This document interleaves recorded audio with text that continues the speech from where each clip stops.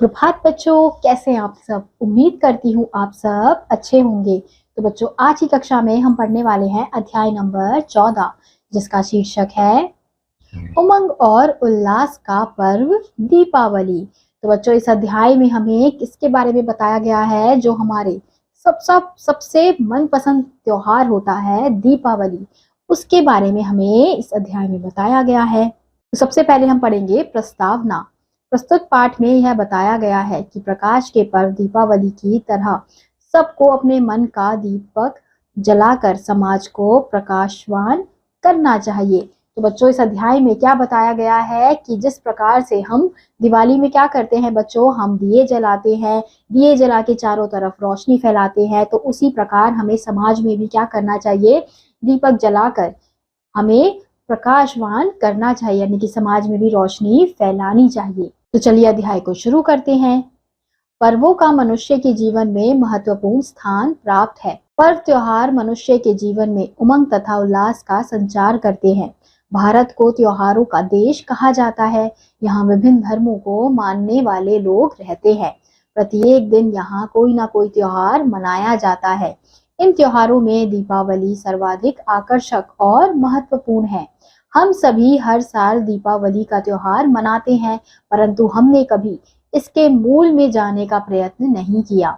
ना जाने किस भले आदमी के मन में किस शुभ मुहूर्त में दीपकों के उत्सव की बात आई थी।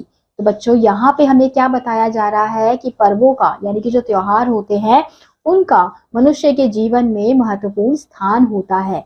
पर्व त्योहार मनुष्य के जीवन में उमंग लाते हैं, उल्लास लाते हैं, और भारत को त्योहारों का देश भी कहा जाता है।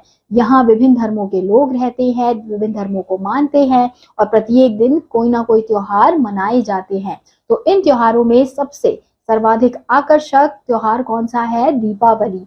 हम सभी हर साल दीपावली का त्योहार मनाते हैं, परंतु हमने कभी भी इसके मूल में जाने का प्रयास नहीं किया, यानी कि इसको जानने का प्रयास नहीं किया कि हम दीपावली क्यों मनाते हैं। आखिर ना जाने किस भले आदमी के दिमाग में, मन में ये बात आई होगी कि किस शुभ मुहूर्त में दीपकों के उत्सव की बात उसके मन में आई होगी कि इसे इस प्रकार से मनाना चाहिए। पंडितों ने इस पर्व का इतिहास खोजने का प्रयत्न किया है। भक्तों का विश्वास कुछ और है एवं पंडितों के अनुसंधान कुछ और, मगर उत्सव है पुराना।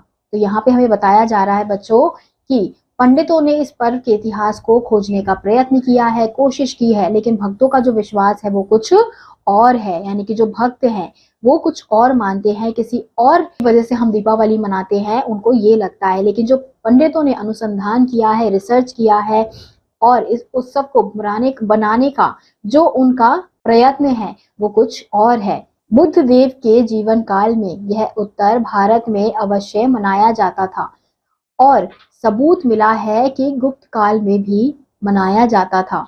मतलब यह है कि कम से कम 2500 वर्षों के मानव चित्त के उमंग और उल्लास की कहानी इस पर्व के साथ जुड़ी है। तो यहाँ पे बच्चों हमें बताया जा रहा है कि जो दीपावली का त्योहार है वो बुद्ध देव के जीवन काल में भी उत्तर भारत में अवश्य मनाया जाता था, और सबूत मिला है कि गुप्त काल में भी इसे मनाया जाता था।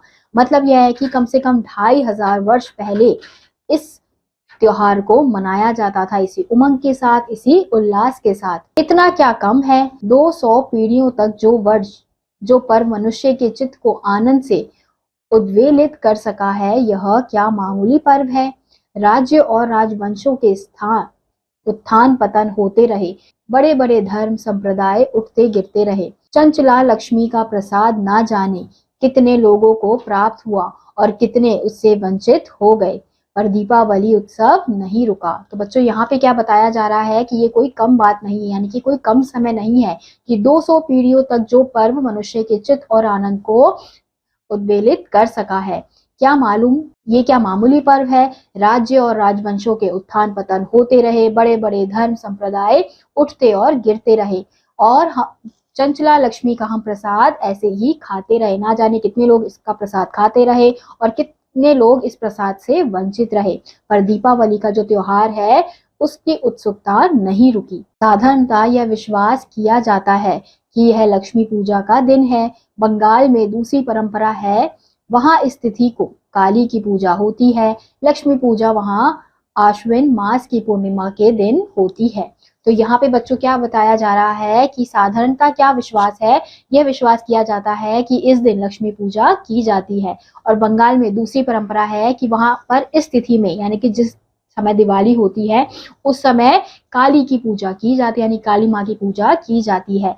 लक्ष्मी पूजा वहां पर अश्विन मास की पूर्णिमा के दिन होती है। निश्चय ही दीपावली के दीर्घ इतिहास में ऐसे अवसर आए होंगे जब शक्तिशाली समझे जाने वाले लोगों को यह उत्सव पसंद नहीं आया होगा। ऐसे अवसरों पर इस उत्सव को बंद करा देने की आज्ञाएं भी निकाली गई होंगी। तो यहाँ पे बच्चों बताया जा रहा है कि दीपावली के दीर्घ इतिहास में ऐसे अवसर भी आए होंगे जब शक्तिशाली लोग इसे समझते नहीं होंगे, उन्हें ये त्योहार पसंद नहीं आता होगा, ये उत्सव पसंद नहीं आता होगा, और उन्होंने बहुत सारे ऐसे अवसरों को भी देखा होगा जब इन्होंने इस त्योहार को बंद करने का सोचा होगा। शक्तिशाली राजाओं की कुंचित भ्रिकुटियों का शिकार कभी ना कभी इस उत्सव को भी होना पड़ा होगा, पर ऐसा हुआ नहीं। मनुष्य की सम्मिलित सामाजिक मंगलेच्छा को दबाना क्या संभव है?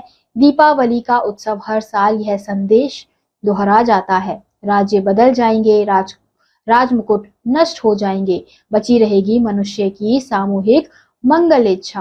तो यहाँ पे बच्चों क्या बताया जा रहा है कि कई शक्तिशाली राजाओं ने इस त्योहार को हटाने का प्रयास किया होगा, इसे दबाने का प्रयास किया होगा, लेकिन दीपावली का यह उत्सव हर साल ऐसे ही आता रहा। अब राज्य बदलते जाएंगे, राजमुकुट नष्ट होते जाएंगे, पर क्या बची रहेगी? मनुष्य की सामूहिक मंगल इच्छा बची रहेगी। आज से हजारों वर्षों पहले मनुष्य ने निश्चय किया कि वह दरिद्रता की अवस्था में नहीं रहेगा, वह सामाजिक रूप से समृद्ध रहेगा। एक व्यक्ति नहीं, एक परिवार नहीं, एक जाति भी नहीं, बल्कि समूचा मानव समाज समृद्धि चाहता है, अदारिद्र्य चाहता है, अमंगल का अंत चाहता है, उल्लास और उमंग चाहता है। दीपावली का उत्सव उसी सामाजिक मंगल इच्छा का दृश्यमान मूर्त रूप है। समूचा समाज आज दरिद्रता के अभिशाप से मुक्ति चाहता है, अभाव के शिकंजे से छूटना चाहता है। दीपावली उसके इस संकल्प की जलती हुई दीप शिखा है। राजवंश आए और गए, बड़े बड़े समृद्धशाली नगर बने और बिगड़े, किंतु मनुष्य की यह चिर प्रार्थित आकांक्षा पूरी नहीं हुई। आज भी वह देवी लक्ष्मी की पूजा कर रहा है, परंतु पूजा करता है दरिद्रता की पीठ पर बैठकर। आज भी वह महाकालिका की पूजा करता है, आतंक और भ्रम से कंपित हृदय लेकर। कब यह पूजा सफल होगी? कब महामाया का वह प्रसन्न मुख प्रकट होगा, जिसे देखकर मनुष्य अभाव की मार से बच सकेगा? कब उनका वह रुद्र रूप दिखाई देगा, जिससे वह भय और आतंक को ध्वस्त होते देखेगा? अभी तक तो ऐसा नहीं हो सका है। महामाया की अद्भुत लीला अभी दुर्भाग्य के विकट अट्ठासों से बाधाग्रस्त है। क्यों ऐसा है? स्वाभाविक मनुष्य की स्वाभाविक मंगल इच्छा कब पूरी होगी? चारों ओर जब अभाव का करुण हाहाकार सुनाई दे रहा है, दीपावली अपना मंगल संदेश लेकर आई है। कई हजार वर्ष पहले मनुष्य ने सामूहिक रूप से समृद्ध होने का संकल्प लिया था, वह संकल्प लेकर आज भी जी रहा है। सामाजिक मंगल इच्छा को आज तक कोई नहीं दबा सका। वह ना मरी ना भूत हुई, जबकि ना जाने कितनी व्यक्तिगत आकांक्षाएं मरकर भूत हो गई, कितने व्यक्तिगत प्रयत्न सदैव के लिए समाप्त हो गए। दीपावली का यह संदेश लेकर आती रही कि मनुष्य की इच्छा भी नश्वर है, प्रयत्न भी अमर होगा। अब व्यक्तिगत प्रयत्नों का जमाना लद गया, उसकी परीक्षा पूरी हो चुकी।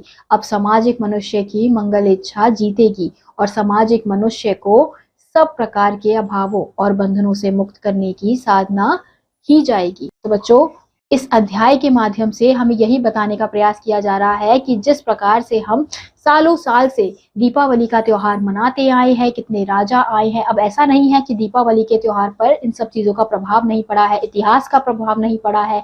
कई राजाओं ने इसे समाप्त करने का प्रयास भी किया होगा, लेकिन मनुष्य ने अपनी मंगल इच्छा के पूर्ति के लिए कभी भी इसे समाप्त होने नहीं दिया। हर साल दीपावली आई है और सबने उसे खुशी से मनाया है।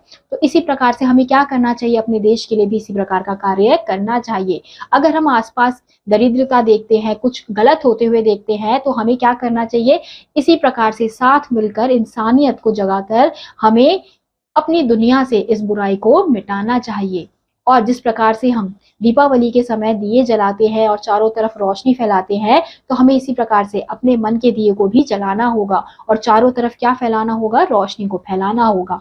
तो इसी के साथ आज का यह अध्याय यहीं समाप्त होता है।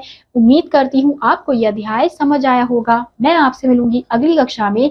तब तक के लिए आप सभी बच्चे खुश रहिए और पढ़ते रहिए। बाय।